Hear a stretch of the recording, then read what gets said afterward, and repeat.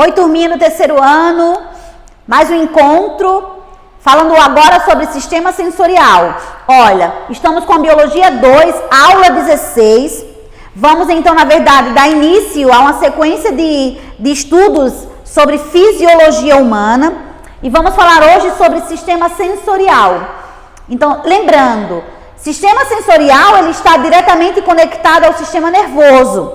Na verdade, desculpa, vou não parar a aula por causa disso. Continua.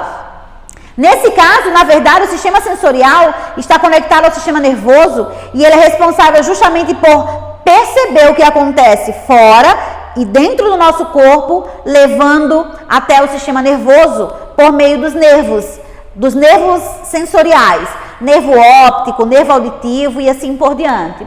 Então, vamos estudar agora os 5 sentidos que são responsáveis pela percepção do ambiente em que vivemos. Detalhe, existem receptores no nosso organismo que são responsáveis justamente por perceber esses estímulos. E esses receptores estão conectados aos tecidos do sistema sensorial. Então, eu tenho, por exemplo, termorreceptores. Os termorreceptores são responsáveis por perceber temperatura. Eu tenho quimiorreceptores, são responsáveis por perceber cheiro e sabor. Então, termorreceptor pode estar associado ao tato e ao paladar. Os quimiorreceptores podem estar relacionados com o olfato e paladar. E também até com o tato, né? A depender da substância ou de que quimiorreceptor estamos falando. Temos também os mecanorreceptores. Os mecanorreceptores, eles são responsáveis justamente pelo atrito, né? Por percepção de superfície, por exemplo, de impactos. Então, o tato, por exemplo, é movido por meio de mecanorreceptores. Então, de maneira geral, esses 5 sentidos, eles apresentam receptores que são responsáveis por perceber o que acontece no ambiente externo e levar essa informação para o nosso cérebro. Eles agem meio que um fofoqueiro. Pega a informação aqui fora e leva para o encéfalo. A sorte é que ele leva a informação correta. Porque se não levar, aí é quando vem os distúrbios, aí é quando vem os problemas. Então vamos começar pelo tato.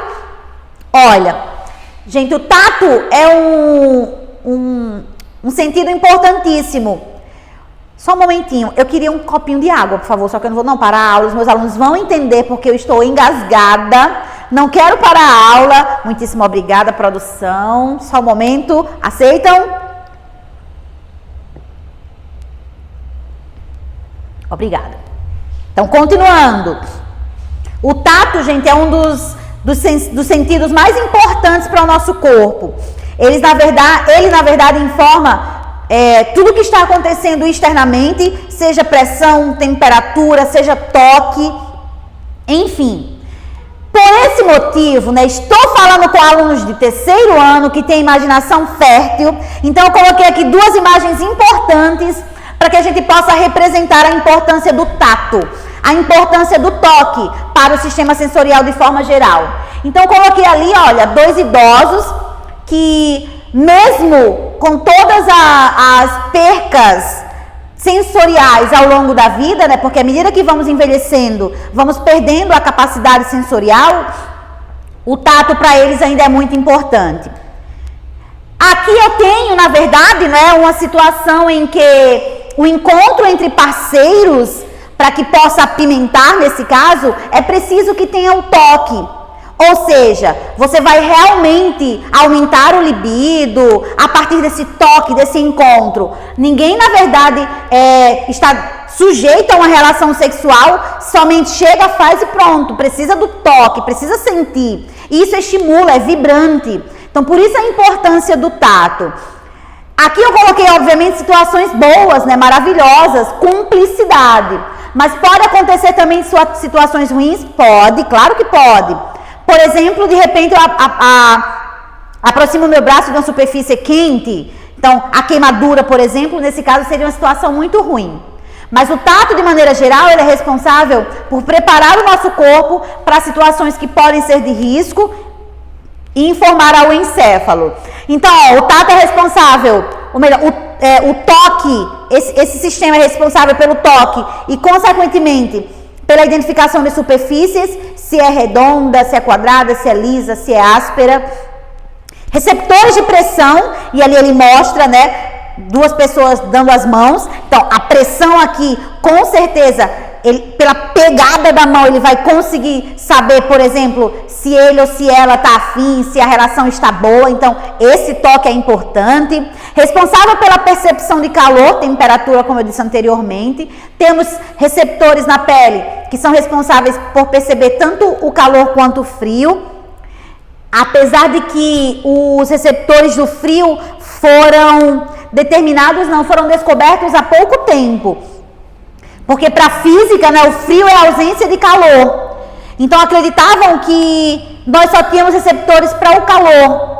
Se está frio, se eu estou sentindo frio, é a ausência do calor. Mas não, foi descoberto que sim, temos receptores de frio na nossa pele. Então tá aqui a pele linda e maravilhosa, epiderme, derme, hipoderme, os vasos sanguíneos, as fibras e os corpúsculos. Corpúsculos que correspondem ao sistema sensorial, ao tato, e que são responsáveis por perceber o que está acontecendo no ambiente externo. Eu tenho lá o corpúsculo de Meissner, responsável pelo tato, ou seja, percepção de textura.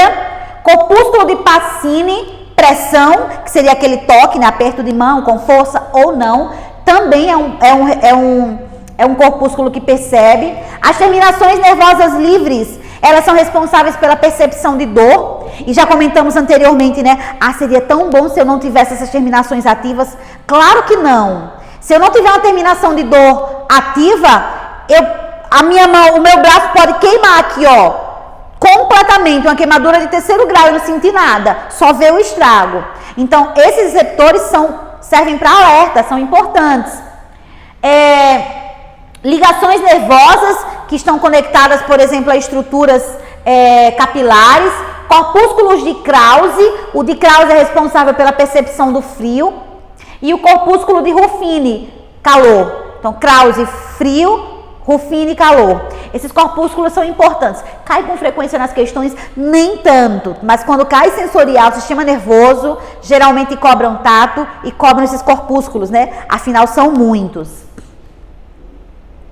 Coloquei aqui uma curiosidade, né, importante, já que falei lá sobre tato, sobre crescimento de pelos. Viram que tem corpúsculos que são responsáveis pelo crescimento capilar. Os pelos do nosso corpo estão sempre se renovando. No couro cabeludo duram de 2 a 5 anos e crescem cerca de 12 centímetros por ano. Pouquinho, né? Eu queria tanto que meu cabelo crescesse mais. Nas sobrancelhas e orelhas duram de 3 a 5 meses. E a vida dos cílios é ainda mais curta. Então, só para complementar aqui a questão dos pelos, lembrando que os pelos fazem a conexão também do sistema do tato e é responsável pela proteção contra o frio. No caso do frio, o arrepio serve para diminuir o contato desse ar frio com o organismo. O olfato. Gente, o olfato, apesar de aparentar ser um sistema simples, ele é formado por terminações nervosas que estão presentes principalmente nas fossas nasais. Essas terminações olfativas se comunicam com o nervo olfativo, que leva a informação para o encéfalo. Detalhe, o olfato está conectado ao sistema límbico. O sistema límbico é aquele que armazena situações prazerosas para o nosso organismo, né? Ou associa, por exemplo, alguma atividade prazerosa àquilo que está acontecendo naquele momento. Então, é com a ajuda do sistema límbico que nós conseguimos ter uma memória olfativa. Então, de repente, por exemplo, tem um determinado vegetal aqui na escola alternativa, e quando eu chego na escola, eu sempre sinto o cheiro emanando, né, daquelas flores. Então, é típico, e onde eu chegar, que eu sentir esse cheiro, o meu sistema límbico vai me remeter à escola alternativa. Então, são as conexões prazerosas que são feitas e estão associadas a algumas atividades diárias. As cavidades nasais, nesse caso, né, o cheiro penetra pelas cavidades nasais e essas terminações nervosas são responsáveis pela percepção do cheiro. Coloquei aqui uma curiosidade importantíssima, né? Vamos fazer lá a conexão. Algumas pesquisas, essa pesquisa aqui eu tirei da revista Exame, indicam que a perda de olfato pelo Covid-19 pode ser irreversível. Então, alguns pacientes que tiveram a perda de olfato devido ao Covid-19, lembrando que o SARS-CoV-2, ele utiliza também células olfatórias, epitélio olfatório para que ele possa se replicar, consequentemente vai danificar algumas células, vai lesionar algumas células e em muitos pacientes essas células não voltam a se regenerar, deixando a perda de olfato irreversível. Outros, na verdade, é temporário e assim por diante. Isso vai depender muito da carga viral. Então, olfato é um sistema importantíssimo que também nos permite identificar, por exemplo, alguma situação de perigo ou então que não me agrade. Ao sentir o cheiro de uma comida, por exemplo, ou um cheiro forte e, consequentemente, eu vou reagir a depender desse tipo de cheiro. A audição. Gente, os estímulos auditivos ocorrem por meio de ondas sonoras, né, que precisam de um meio material para se propagar. O nosso sistema auditivo ele é dividido em 3 partes, que seria a orelha externa, formada pelo pavilhão auditivo. E eu inicio aqui, até chegar o tímpano, a membrana timpânica. Lembrando que o tímpano é responsável por vibrar e amplificar o som. Essas vibrações mexem os menores ossículos do nosso organismo, que estão localizados na orelha média, que é a bigorna, o martelo e o estribo. Então, quando o tímpano vibra, mexe esses ossículos e a vibração desses ossículos é direcionada para a cóclea, que está na orelha interna. A cóclea apresenta um líquido interno, alguns pelos lá dentro também, falo já sobre esses pelos, e é justamente a vibração dessa cóclea, desse estímulo, que conduz as vibrações para o nervo auditivo. E o nervo auditivo leva diretamente para o encéfalo. A cóclea, na verdade, ela consegue nos dar a posição corporal, justamente devido à presença desses pelos e do líquido. Então, por exemplo, se eu deito, a posição, o contato do líquido da cóclea com os pelos faz com que meu encéfalo entenda que eu esteja deitada. Então, aquela brincadeira de girar, para e fico meio tonto, isso se dá justamente porque o líquido coclear ainda está em movimento. Então, até que ele pare, por exemplo, vai vir aquele desequilíbrio. Algumas doenças também estão conectadas, né, estão associadas a essa estrutura da orelha interna, que seriam os canais semicirculares, a cóclea e o nervo coclear.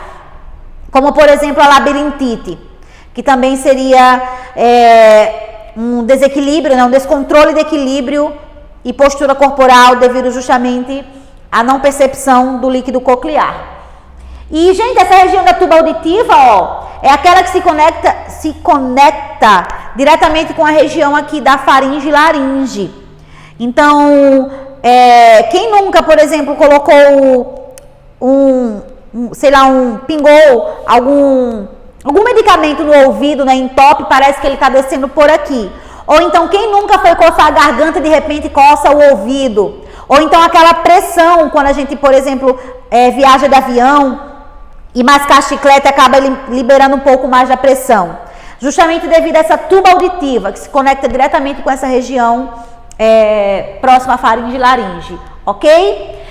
Lembrando que o nosso sistema auditivo ele é bem sensível, então quanto mais expostos a sons muito altos, maior o risco, então temos que ter cuidado com fones de ouvidos, principalmente. Lá no livro tem um textinho falando sobre a saúde no nosso sistema auditivo, dá uma lidinha, por favor. Visão. Talvez de todos a visão seria o sistema o órgão sensorial, né, que tem mais informações devido às partes do olho e a formação da imagem também. Então, na verdade, assim como os outros, precisa de um estímulo. O estímulo para a visão seria a luz, então é fotorreceptor. Sem luz, na penumbra, não tem como formar imagem. Então, por isso a importância de termos muito cuidado também com o excesso de iluminação, como por exemplo aqui, muita luz, mas nesse caso é necessário para gravar. Isso pode aos poucos ir danificando as nossas células fotossensíveis, que são chamadas de bastonetes. Na verdade, são duas células que fazem parte do nosso sistema visual, cones e bastonetes. Cones percebem cores, C de cones, C de cores. Bastonetes percebem luz, então são fotossensíveis. Então, bora lá as estruturas do olho. Primeira estrutura externa, a pálpebra, na verdade, que serve para o fechamento do olho. Peixes não têm pálpebra, então eles dormem visivelmente de olhos abertos, só porque não tem pálpebra, mas eles dormem, eles descansam sim, tá? A diferença é que não baixa. Nós mesmos, quando estamos muito cansados, estressados, né? Geralmente até dormimos com a pálpebra entreaberta, justamente devido a essa falta de relaxamento do músculo da pálpebra. Vou para os cílios e a sobrancelha. Sobrancelha serve para reter suor. O suor, por exemplo, não escorra chegando na região do olho. Alguém aí já tinha pensado qual a função da sobrancelha? É só deixar meu rosto mais desenhado? Não. É proteger contra o suor. Os cílios do mesmo jeito. Só que nesse caso os cílios protegem mais contra poeira, que possa estar presente, por exemplo, onde nos encontramos, ok? Vamos então para a estrutura do olho. Tem aqui a membrana mais externa, que é chamada de esclerótica. Geralmente a membrana mais externa a gente não consegue representar, mas é sempre uma que está bem aqui por fora. Se vocês conseguem ver aí, não sei se vocês conseguem ver essa parte mais azulada que está aqui por fora. A córnea, gente, é a parte transparente. Já está aqui na frente, protege também o nosso globo ocular. A coroide é outra membrana, na verdade, essa vermelhinha que vocês estão vendo aqui, ela está bem próxima à retina. A retina é a membrana sensível, muito sensível, responsável pela formação da imagem. Então, continuando aqui, a imagem só mostra ali as três membranas, melhor, a retina, a esclera ou esclerótica e a coroide. Vamos falar então sobre as substâncias que estão presentes dentro do olho. Humor vítreo. O nosso olho, alguém aqui é do tempo de No Limite? Não, né? Mas alguém já viu ou ouviu falar que tinha um reality selvagem na Globo, em que os participantes tinham que comer olho de boi. E quando eles mordiam o olho de boi, estourava. Porque o nosso olho internamente é preenchido pelo humor vítreo. Esse humor vítreo, na verdade, ele é uma substância meio que gelatinosa e preenche a parte interna do nosso olho, tá? Existe também o humor aquoso, só que o humor aquoso preenche o espaço entre a córnea e o cristalino. Se vocês observarem aqui, o cristalino está aqui e a córnea está aqui. Então, essa região aqui, que fica preenchida pelo humor aquoso. E o que é o cristalino? O cristalino é a lente do nosso olho. Ela é responsável por ampliar a imagem ou diminuir, a depender da necessidade. Então, quando a gente fecha o olho, né, deixa ele bem fechadinho, por exemplo, para conseguir... Hoje está difícil, né? Para conseguir enxergar, por exemplo, algo melhor, então nós estamos contraindo o músculo e, consequentemente, focando mais o cristalino ou a lente que forma o nosso olho. Existem músculos, né, que são responsáveis pelo movimento do olho. Não falei sobre pupila e íris. Na verdade... A íris, ela vai controlar a entrada, vai controlar a entrada de luz pela pupila, porque é ela que contrai ou relaxa, aumentando ou diminuindo a pupila. A pupila é responsável justamente pela entrada da luz, mas é a íris que controla essa abertura e esse fechamento. Então, quando tem muita luz assim, a minha pupila está bem contraída, bem pequenininha, mas quando tem pouca luz, ela fica bem dilatada. A gente consegue perceber isso facilmente em gatos. Então, a dilatação de pupila é instantânea em gatos. Pacientes também, por exemplo, que possam apresentar algum comprometimento neurológico. Então, uma das respostas, um dos estímulos que eles procuram primeiro é a reação da pupila. Então, abre o olho, coloca uma lanterninha, se a pupila fechar, reagir imediatamente. Então, ali ele já percebe que, inicialmente, né, tá ok. Ruim é se a pupila não reagir. Então, sem reação de pupila, isso pode indicar danos ou comprometimento do sistema nervoso. Alguns problemas de visão, gente, eu não sei se vocês aí têm algum desses problemas, que seria a miopia. A imagem na miopia se forma antes da retina. Miopia, dificuldade de enxergar de longe. Hipermetropia, nesse caso ela se forma atrás da retina, dificuldade de enxergar de perto, e astigmatismo, na verdade são vários pontos, o foco se forma em vários pontos, e o astigmatismo, a visão fica meio turva, meio embaçada. Vou encerrar com o paladar. Paladar que está conectado diretamente ao sistema olfativo, justamente devido à percepção do cheiro e dos quimiorreceptores. Eu trouxe para vocês aqui as papilas gustativas. As papilas gustativas apresentam esses quimiorreceptores que são responsáveis pela percepção do sabor. À medida que vamos envelhecendo, vamos, digamos assim, danificando essas papilas. Por isso que, se eu for comparar, por exemplo, minha mãe tomando café, o café que ela toma é bem quente, parece que nem queima a língua dela. O meu tem que esfriar um pouco, porque parece que a minha língua é mais sensível que a dela. Isso não está relacionado somente à idade não, tá? Outros fatores também estão relacionados a essa sensibilidade da língua. Então aqui eu tenho os botões gustativos e a comunicação por meio das terminações nervosas com o encéfalo. Lembrando, assim como o olfato, também temos uma memória gustativa. Nosso sistema límbico também nos remete a situações maravilhosas, prazerosas, de sabores que marcaram, por exemplo, a nossa vida. E aqui eu trouxe os sabores, né? Antigamente, na verdade, os livros traziam porções e percepção de sabor, ponta, laterais, meio, por exemplo. Hoje, os livros estão desconstruindo isso. Então, a nossa língua é capaz de perceber por meio das papilas diversos sabores. E eu trouxe aqui um novo sabor que é chamado de umami, tá ali no canto, ó. É o sabor do glúten, gente. É aquele sabor maravilhoso de comer uma massa, por exemplo. Embora o glúten seja uma proteína. Mas o umami é a percepção do sabor do glúten. Nossa, que assunto bom. É uma pena, né, ter que abordar de forma tão rápida, sem exemplos, que eu sempre faço exemplos na sala, vendando, levando um alimento, por exemplo, mas não tem problema, o importante é que vocês não parem de estudar, o importante é que vocês deem a mesma importância do que se fosse presencial. Então terminem a leitura do livro, não deixem de destacar os principais pontos, fazer as atividades também. No nosso próximo encontro, tiraremos todas as dúvidas, ok? Beijo, beijo, fiquem com Deus e tchau, tchau. Até a próxima aula.